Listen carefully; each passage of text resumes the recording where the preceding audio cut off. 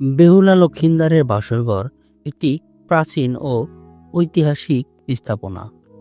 এটি বগুড়া শহর থেকে 10 কিলোমিটার উত্তরে এবং মহাস্থানগড় থেকে 2 কিলোমিটার দক্ষিণে গোকুল গ্রামে অবস্থিত। স্থানীয়ভাবে এটি বেহুলার বাসরঘর নামেই অধিক পরিচিত। অনেকে এটাকে লক্ষিন্দারের মেদো বলে থাকেন। প্রিয় দর্শক, আপনারা তো অনেকেই বেহুলা লক্ষিন্দারের গল্প শুনেছেন, আমিও শুনেছি। তবে বেহুলা লক্ষিন্দারের বাসরঘর যে আছে সেটা কখনো আমি নিজের চোখে দেখিনি। তো আজ আমি দেখব, সেখানে যাব, ভিডিও করবো এবং আপনাদেরও দেখাবো এবং জানাবো বেহুলা লক্ষিন্দারের বাসরঘরের ইতিহাস। বাংলার লোকগাথায় আজও অম্লান বেহুলা লক্ষিন্দারের ঐতিহাসিক কাহিনী। হ্যাঁ দর্শক, আজ আমি আপনাদের সেই বেহুলা লক্ষিন্দারের বাসরঘর দেখাবো এবং জানাবো এই বেহুলা লক্ষিন্দারের বাসরঘরের ইতিহাস। আশা করি সবাই শুরু থেকে শেষ পর্যন্ত আমার ভিডিওটা দেখবেন। ঐতিহাসিক স্তম্ভটির উচ্চতা প্রায় 45 ফুট। স্তম্ভের পূর্বধারে রয়েছে 24 কোণ বিশিষ্ট একটি কক্ষ। এখানে 172টি চারকোনা কক্ষসহ একটি মঞ্চ পাওয়া যায়। 1934 সালে খননের ফলে এখানে একটি বিশাল মন্দিরের বা স্তূপের ভিত্তি উন্মোচিত হয়েছে।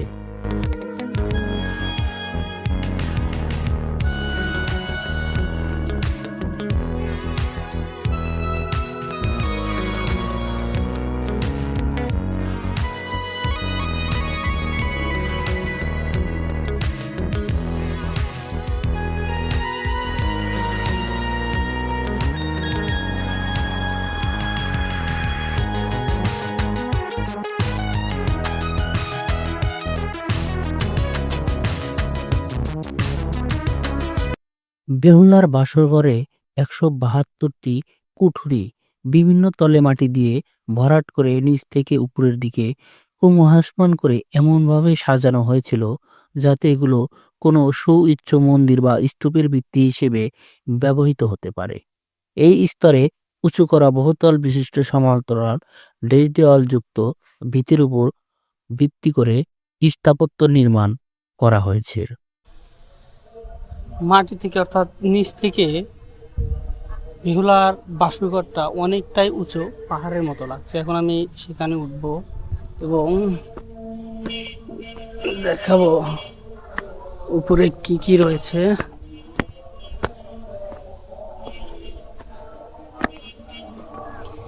এই যে বেহুলা লক্ষিন্দারের বাসরঘরের যে ধ্বংসাবশেষ রয়েছে,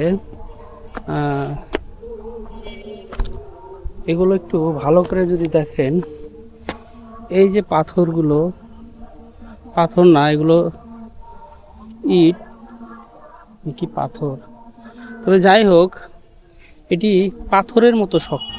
লক্ষিন্দারের বাবা চাঁদ সওদাগর ছিলেন হিন্দু দেবতা শিবের একনিষ্ঠ পূজারী, তাই তিনি অন্য কোনো দেবতার আরাধনা করতেন না।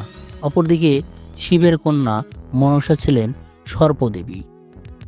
তার বাবা শিব তাকে বলেন, যদি কোনো শিবের উপাসক প্রথম মনসার পূজা করেন তাহলেই মর্তে তার পূজার প্রচলন সম্ভব। তখন মনসা চাঁদ সওদাগরকে নির্বাচন করে তাকেই মনসা পূজার আয়োজনের অনুরোধ করে, কিন্তু চাঁদ সওদাগর মনসার প্রস্তাবে রাজি হননি। তখন রাগান্বিত হয়ে মনসা তাকে অভিশাপ দেন, চাঁদ সওদাগরের প্রত্যেক ছেলে সাপের কামড়ে মারা যাবে।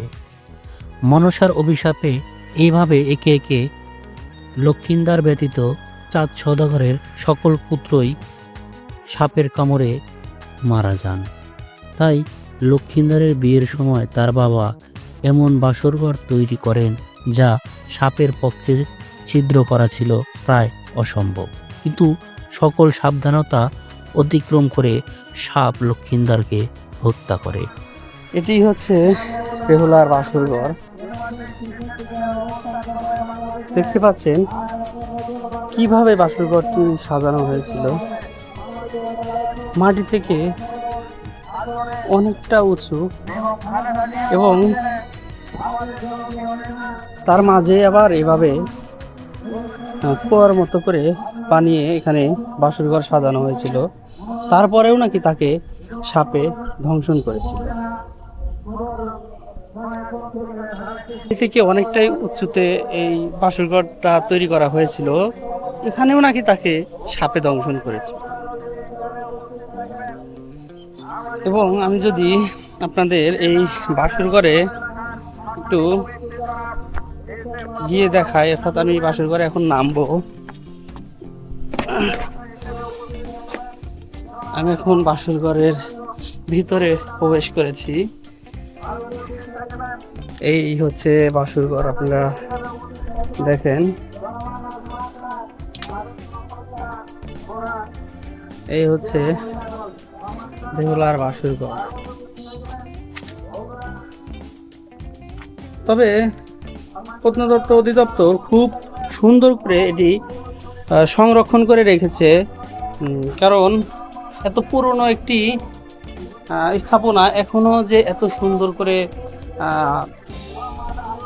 এই করে রেখেছে, পরিষ্কার পরিচ্ছন্ন বা যত্ন করে রেখেছে, সেটা অবশ্যই এখানে যারা দায়িত্বে আছে তাদের অবশ্যই ধন্যবাদ দিতে হবে। কারণ এগুলা হচ্ছে ইতিহাস ঐতিহ্য বহন করে রয়েছে, যেগুলো আমরা বা দেশের বিভিন্ন স্থান থেকে দেখতে আসে, ঘুরতে আসে এই স্থাপনাগুলো দেখার জন্য। তো সে কারণেই এত সুন্দর করে করে রাখা হয়েছে বা রেখেছে এই মহাস্থানগড়ের কর্তৃপক্ষ। সনাতন ধর্মাবলম্বীদের প্রথা অনুসারে যাদের সাপে দংশন করে মেরে ফেলে, অর্থাৎ সাপে দংশনের ফলে মৃত্যু হয়, তাদের ভেলাই করে নদীতে ভাসিয়ে দেওয়া হয়। বেহুলা সবার বাধা পেলে তার মৃত স্বামীর সাথে ভেলায় চড়ে বসে। তারা 6 মাস ধরে যাত্রা করে এবং গ্রামের পর গ্রাম পাড়ি দিতে থাকে। এই অবস্থায় মৃতদেহে পচন ধরা শুরু করে এবং গ্রামবাসীরা তাকে মানসিক ভারসাম্যহীন মনে করতে থাকে।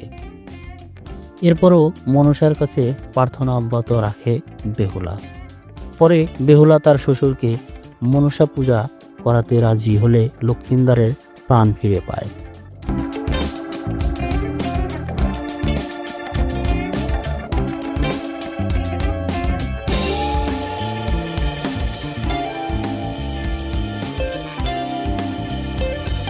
প্রত্নতাত্ত্বিক ইতিহাস ও লোকগাথা সেই বাসরের কাহিনী মানুষকে ভীষণভাবে আকর্ষণ করে।